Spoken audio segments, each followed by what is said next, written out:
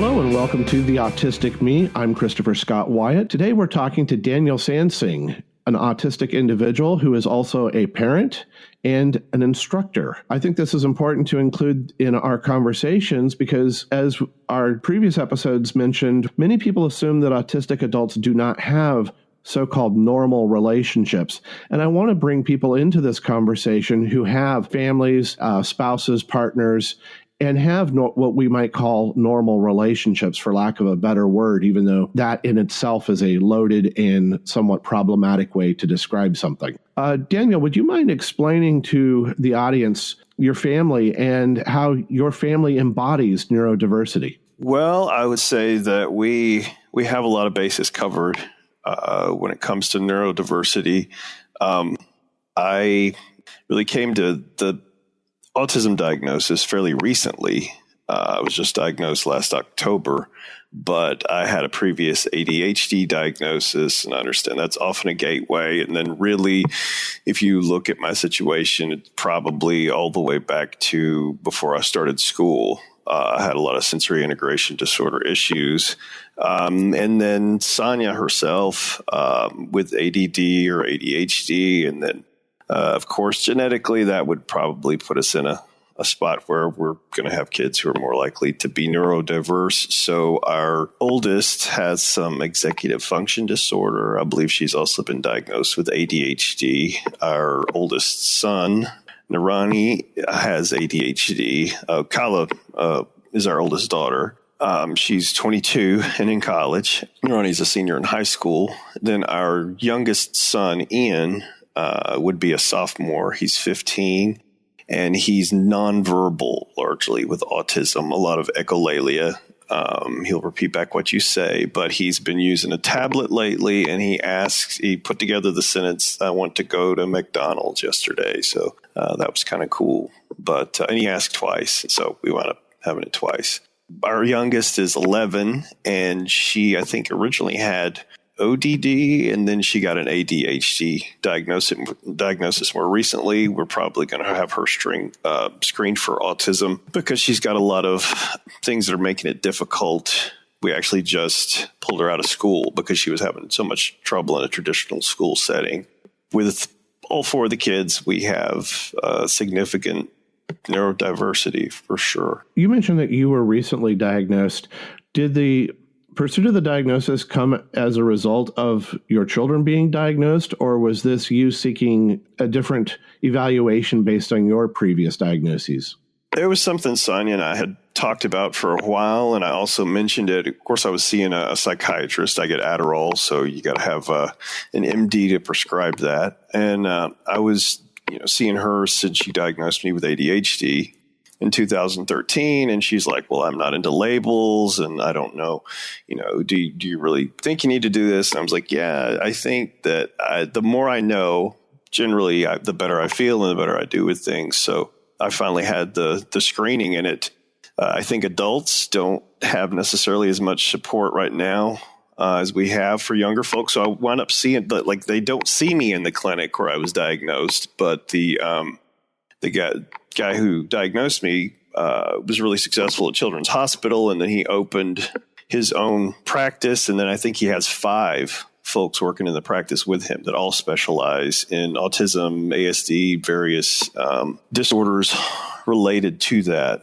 But, I've gotten some names of some people to check and see if they're on my insurance, but I have not had anything specific since then as far as therapy because there's just not that many folks who do it, and I might have to drive. Now, you mentioned that the first diagnosis was 2013? Well, no, actually, my original diagnosis when I had full screening and all that was in 1991, and I was diagnosed with schizophrenia. My parents were told I would never leave the hospital. They said I would live a diminished life and all those kinds of things, which wasn't true. And then I got moved from that facility into the care of another physician who diagnosed me with bipolar disorder, which really didn't fit still. And then I was treated for depression for the 20-something years in between. The doctor who diagnosed me with autism said it was fairly common in the 90s for folks to be diagnosed with schizophrenia first, and that's what happened to me.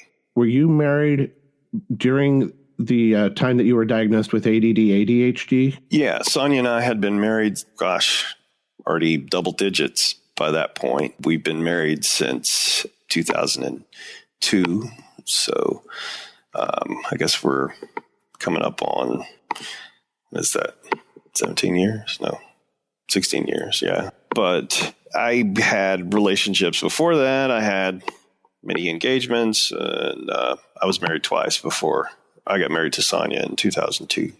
Do you think that the traits that are associated with autism were barriers to having a stable and successful long-term relationship? I think there were a lot of challenges. Recently, just, reconnected on Facebook with my first wife, and we're sort of at peace and kind of cool with the whole situation because we were pretty young. We were both college undergrads. I would say, I think I'm a bit of a challenge. And then both of those situations that didn't work out, there were other challenges as well. So it wasn't all on the autism, but I think it definitely makes it harder sometimes, especially because I didn't have any idea what was going on. I think, the more I know about those kind of things, the more it all makes sense. You mentioned something interesting to me, that the autism diagnosis has been helpful because it makes sense and it puts things in perspective. Do you find that this is changing how you're approaching also your children with the diagnosis? Absolutely. I struggle with a lot of sensory integration disorder issues, and that's been the case since I was, at least 3 or 4 years old. I've never eaten any condiments, ketchup, mustard, mayonnaise, anything like that. I just have a really strong aversion to those things. A lot of smells get me, especially vinegar-like smells. Sonia likes malt vinegar on her fish, which a lot of people do, but I can't physically be in the same area as that. A lot of sounds get me. I've started using headphones at work more often now. Every once in a while, somebody will ask me, and if I feel like telling them, I'll tell them. But if not, if I don't want to go into a big, long story, I'll just, say they're just, to help me deal with the noise or whatever. So I think it's been very helpful, to understand that a lot of the frustration I have and a lot of the pressure that I put on myself, I think comes from being a little overwhelmed with sensory input. Now, one of the things that I hear frequently is that if you are an individual with children, a relationship, a career, that somehow you can't be an authentic autistic. How do you respond to that as a parent of autistic children, neurodiverse children? How do you respond to the idea that you don't exhibit what people consider to be autistic traits? Well, what is a typical autistic? I don't know that we're all that similar, a lot of us. I think the disorder exhibits very differently in different people. With me, I think that what happened after my diagnosis of schizophrenia was that I sort of sought out and benefited from a lot of social service. I volunteered. I did a lot of one-on-one volunteering. I think that was beneficial to me. And then I wound up working as a newspaper reporter for 4.5 years. And that also impacted, I think, my outcome. I thought that, the more I got better at adapting. I don't think I was always I would still have weird exchanges with people, but I think I got a lot better at covering. We talk about covering and disclosure, but covering is something that we do. And I was an actor as far back as, elementary school, and we won state, with our one-act play when I was in high school. I think that I'm good at acting like I know what I'm doing, but that doesn't mean that I really do all the time. And does the disclosure to your children affect your relationship, especially with your older children? To say, yes, Dad has similar experiences, and I can relate to you. I think it's helpful for them to understand sometimes that I get overwhelmed by stuff and don't respond as well as I should. Sure. I think that's going to help anybody. We've sort of come out of the dark ages in a way in terms of mental health, and people are finally recognizing that these things are real and you just can't tough it out or go and, you just need to go and be around people or, whatever. That we finally have a realistic view of some of these things. And for all of us, every day is just managing and getting through the day. And that's true for those of us who have a condition like this involving neurodiversity. And it's true with medical condition. It's all those things as well. I would definitely say that in our household, dinner time is the greatest challenge because of the sensory overload that I experience. It's not uncommon for me to get either into a meal or just before the meal say, I cannot be in this situation right now. So we've had to explain to the children that sometimes daddy feels a little overwhelmed and needs a quiet space.